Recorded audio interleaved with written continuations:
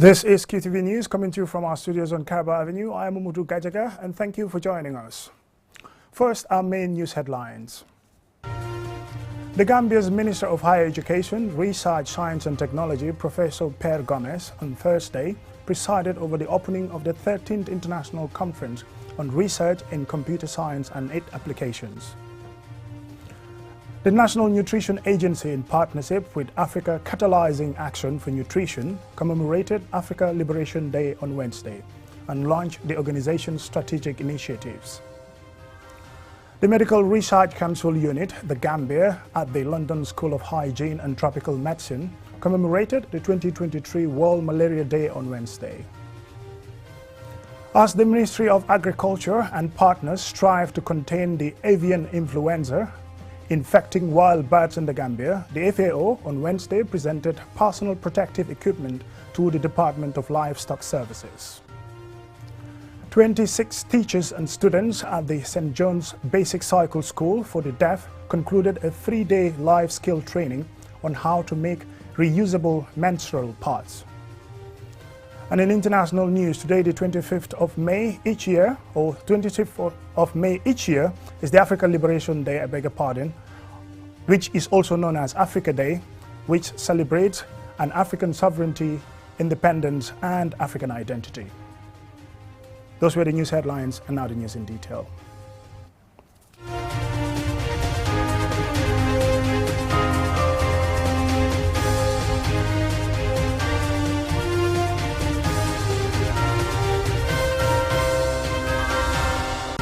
Welcome and thank you for joining us. This is QTV News. The Gambia's Minister of Higher Education, Research, Science and Technology, Professor Per Gomez, on Thursday presided over the opening of the 13th International Conference on Research in Computer Science and its Applications, jointly organized by the University of the Gambia and the Senegalese Association of Researchers in Computer Science. Aliou Cissé reports. The 3-day intellectual convergence is being attended by researchers in the field of information technology from the Gambia and Senegal. Participants will discuss and share knowledge on the challenges and opportunities around this rapidly evolving sector, with an emphasis on the recent cutting-edge advances in this field, such as artificial intelligence. They will also use the conference to proffer solutions and discuss research challenges to highlight the contribution of researchers. Professor Per Gomez, the Gambia's Minister of Higher Education, Research, Science and Technology, is pleased that the two countries can partner to organize such an event. He says ICT is a catalyst of change and therefore needs to be prioritized. ICT plays a vital role in achieving sustainable economic development goals through the availability and accessibility of essential ICT services. Globalization and technological innovations have led to increased use of ICTs in all sectors, including education. The attainment of the 4th Sustainable Development Goal, SDG 4, which is focused on providing inclusive and quality education for all and promoting lifelong learning, is driven by ICT. Therefore, ICT has been recognized as a catalyst of change with the power to influence every aspect of society. Professor Herbert Robinson, Vice Chancellor at the University of the Gambia, says the conference represents a great milestone in the desire to exchange knowledge to develop the IT sector. He thanked the delegation from Senegal for joining the event and the organizing committee, the Ministry of Higher Education and UTG staff. The theme of the conference couldn't be more timely and relevant. It encapsulates the challenges as well as the opportunities that we face in a rapidly changing world, particularly in Africa. Africa cannot afford to be left behind in technology. In fact, technological innovation is an absolute necessity for socio-economic transformation in Africa. It is within this dynamic space that we gather here to share our insights, to learn from one another, and collectively envision the way forward. Professor Sek Bamba Gueye, President of Senegalese Association of Researchers in Computer Science, informed the gathering that his association is committed to promoting and developing cooperation with other sister countries such as the Gambia, as Africa needs to bridge the gap to be at par with other countries. He thanked the UTG for hosting the event. The goals of ASCII organization are as follows: unifying all local and abroad Senegalese researchers in computer science Senegalese who are trying to combine relationships and solidarity wherever they are, promoting the development of research in computer science in Senegal in all its forms to reach the well-being of the country's population. Dr. Mohamed Lamin Taro, Registrar, University of the Gambia, who moderated the opening ceremony, said the agenda of the conference included presentations on research works that are intended to shape the future of the sector. The outcome of the conference is expected to benefit both countries. Reporting for QTV News, I am Aliou Cisse. The National Nutrition Agency, in partnership with African Catalyzing Action for Nutrition, AFRICAN, commemorated Africa Liberation Day on Wednesday and launched the organization's strategic initiatives. Lena Igwenyiba reports.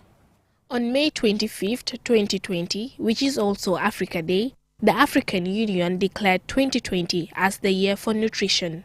This declaration was preceded by early commitments in 2014 when African Union member states committed to end hunger and reduce stunting to 10% by 2025, Malibu Declaration, and in 2015 to end hunger, achieve food security, and improve nutrition and promote sustainable agriculture by 2030, Sustainable Development Goal 2. Aissatou Jallow is the Executive Director of AFRICAN. Good nutrition starts with me, and you've heard me right from the beginning talking about my nutrition, right? We look at the youth and we say they're good advocates. In fact, they're fantastic advocates. And many of them came up to us and said, give us the messages. We'll take them to the communities and tell them what good nutrition is all about. While registering some progress, Africa is still not on course to meet the 2025 Malibu goal to end hunger and reduce stunting to 10%, or the 2030 goal to end all forms of malnutrition. Dr. Charity Binka, a health expert, emphasized the need to utilize young people to change Africa's nutrition landscape. I really want to applaud AFRICAN for choosing this day to remind us again that we have an unfinished business and that there is a missing link. And what is that missing link? I believe strongly that is the youth. So focusing on the youth today is the right thing to do. The strategic initiatives launched by AFRICAN include the Good Nutrition Starts With Me Youth Initiative and the Nutrition Literate Community Initiative. Fatou Cham, a reproductive health advocate, highlights the invaluable role of nutrition. Nutrition plays a crucial role in our everyday lives.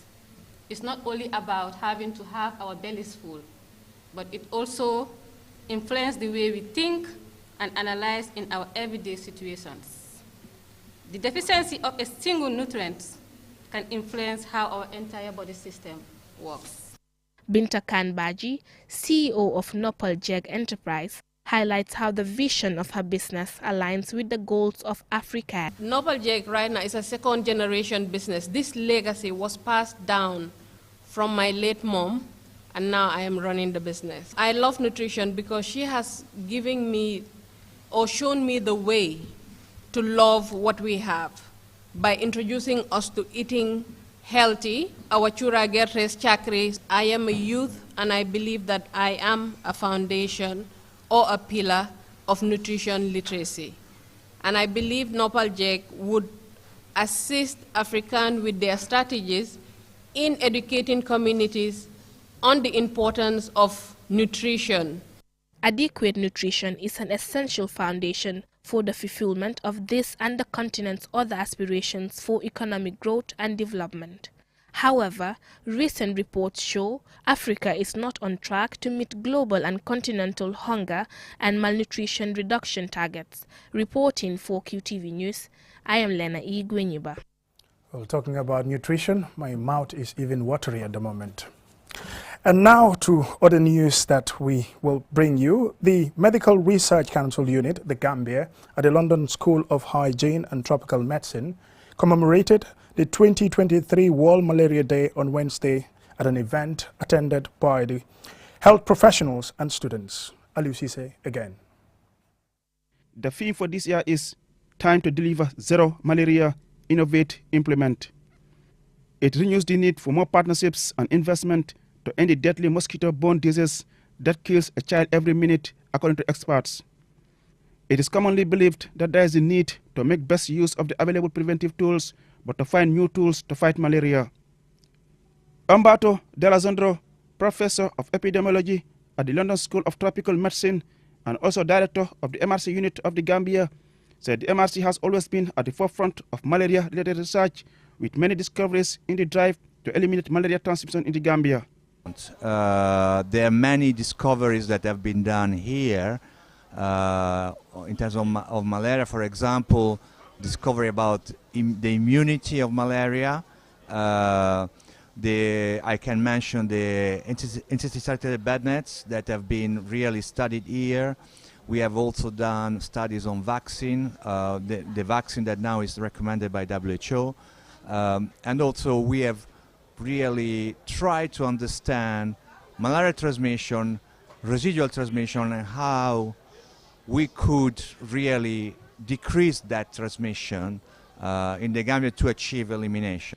MRC also enjoys strong partnership with the National Malaria Control Program, with a recent study on the efficacy of the treatment in the Gambia.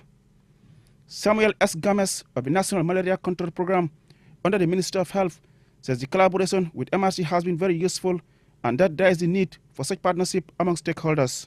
All these past years, they've been supporting us, in most of our interventions, like especially when it comes to entomology area, where we go with the malaria MRC entomologists to the field in terms of decay rate monitoring, indoor residual spraying.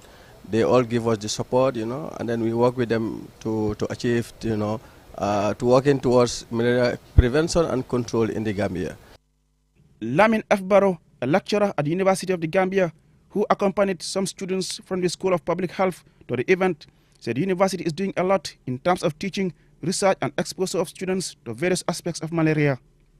We usually teach students about a lot, different species, different genus, but yet still, because of the nature of the programs and some availability of facilities, we might be constrained to be able to expose them fully to the vector biology, to the parasitology, to the entomology, and also more so to some, aspects of lab which is lacking. So coming to MRC is an opportunity for students to be able to see practically some of those things we are teaching them in classroom, sure that they will also be able to interact with researchers in various fields of medicines.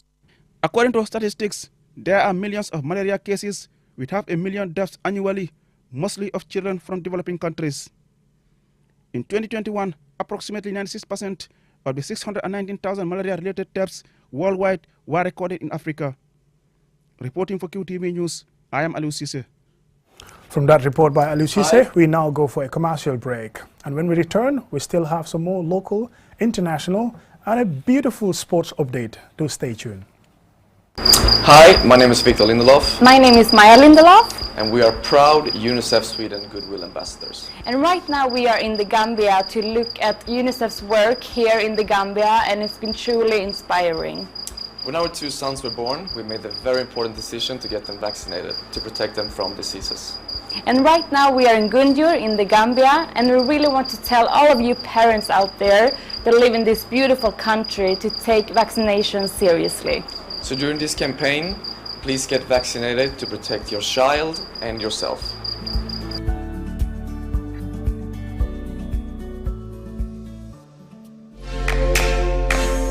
Inco Home Choice.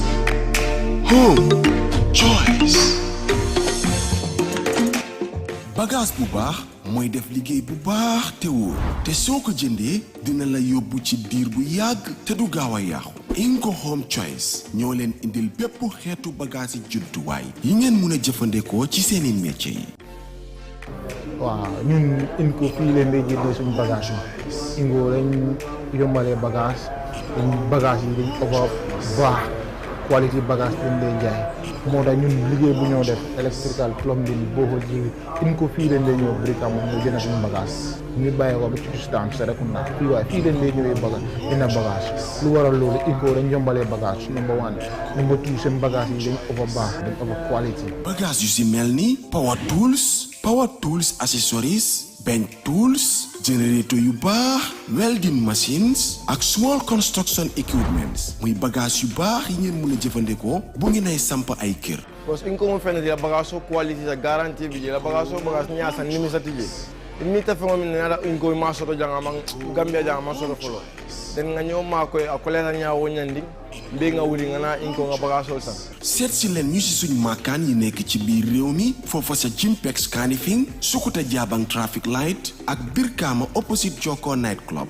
wala ngeen call ñu ci 532 5773 wala 341 7619 wala 739 8863 wala 303 9300 wala nga email ñu incogambia@gmail.com ak Inco Home Choice jafe-jafe ci wàllu bagage yi ngeen di jëfandikoo ci seen métier yi jeex na.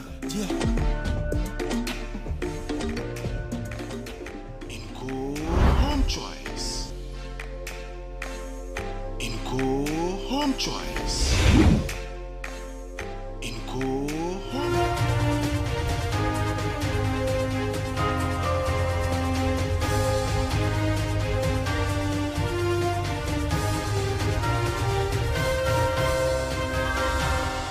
Welcome back and thank you very much for joining us. This is QTV News.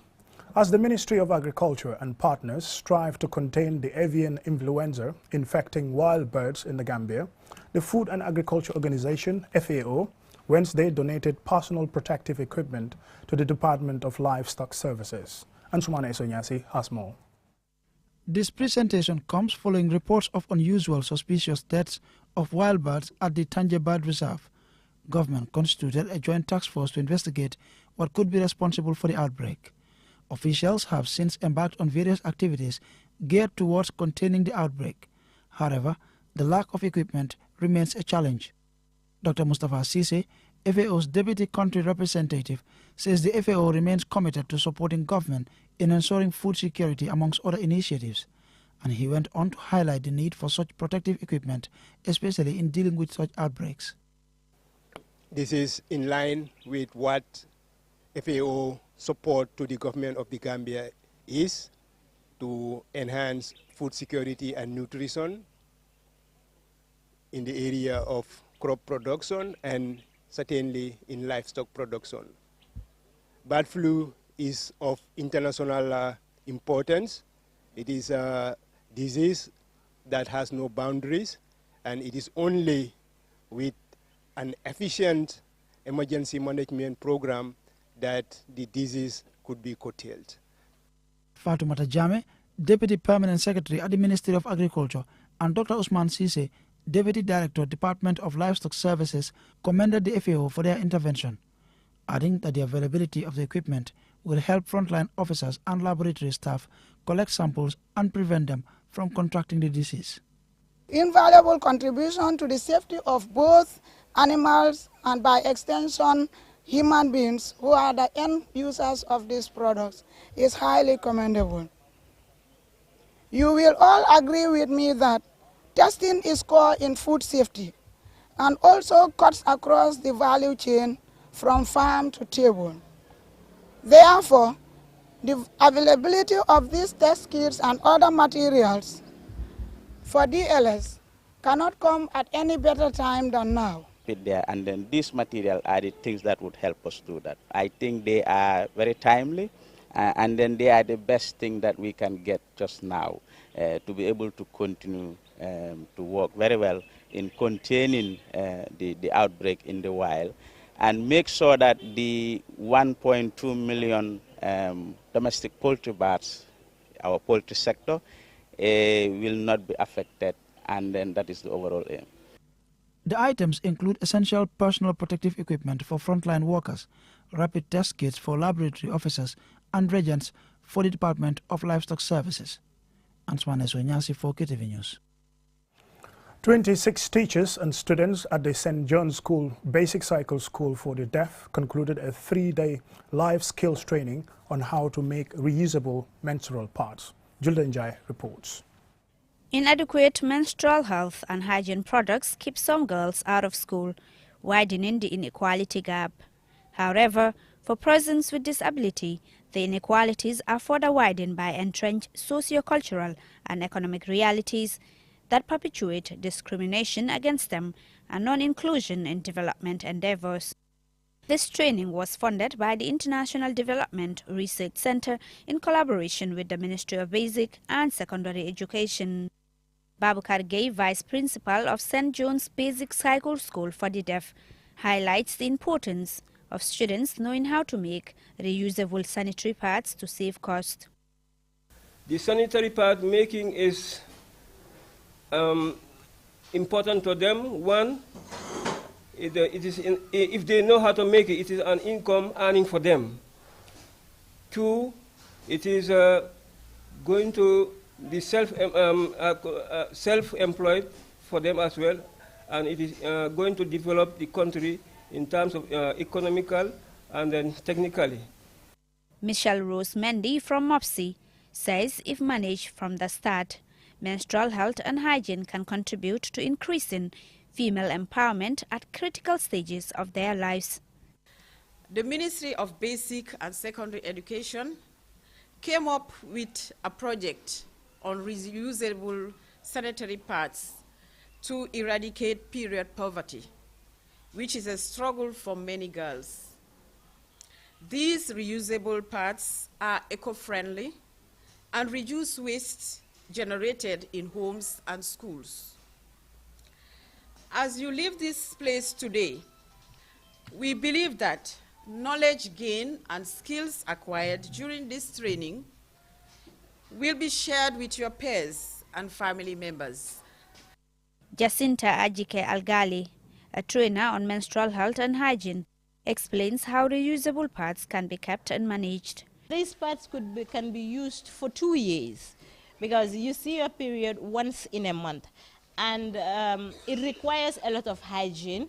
When you use it, you wash it. After use, wash it and hang it where there is sun. We are discouraging girls from hanging it under the shade where there is no sunlight. And after it is dried, we also encourage to iron it to further kill the bacteria that is there. Fatoumata Suare, a student, expressed delight for being trained in making reusable menstrual pads, as her parents are sometimes unable to provide them for her. First of all, we never understand how to do this thing. It was difficult for us, especially in our families. When we ask our parents money, they never are willing to give us this money. But today we have learned a lot. Buying pad in the shops are very expensive, but is it easy now with us with the help of these reusable pads? MOPSI's intervention through comprehensive health education in schools has created an enabling environment where girls can make informed choices about their lives and bodies, including addressing stigma, discrimination, and gender-based violence. For QTV News, I am Julden Yai. And now to international news.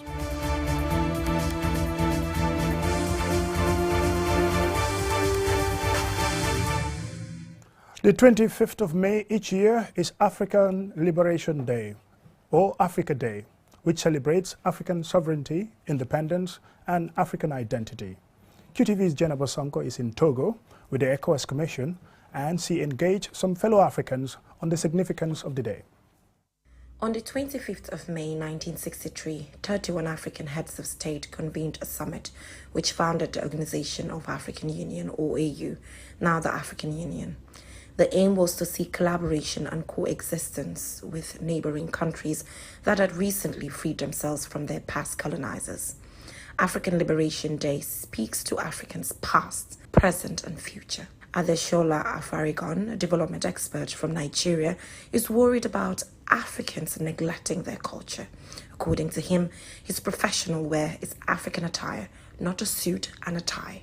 In some African countries, the purpose of the celebration and the day itself is to hold a candle to the damage that colonialism did to Africa and African unity, and to rebuild a sense of continental identity and unity. This is Colonel Daniel Abigo from the Ghanaian Army. In the context of sovereignty, culture, independence, and all that, yes, I mean, politically, yes, we are independent, we are sovereign because we are sovereign countries. But in reality, we all know that we still have a lot to do as a continent because we haven't been able to liberate ourselves, especially economically, which makes us very dependent. Poverty is a major reason Africa has not been able to achieve economic success over the last half-century. This exists even though African countries have much of the world's natural resources for production. Ayobe John, a development expert from Nigeria, shared his take on economic independence. And some of these colonial masters are so much, I mean, they control the economy of these countries to the extent of even ensuring that if where natural resources, abide, they take these natural resources from these countries, go take them to their countries, the colonial countries, and then they make finished goods and bring them to Africa. Africa will still need to buy what has been made from their own resources. Now, the theme for this year's African Liberation Day commemoration is African for Africans. This is actually trying to portray the fact that the African continent should be more united, coming together to control our own narrative.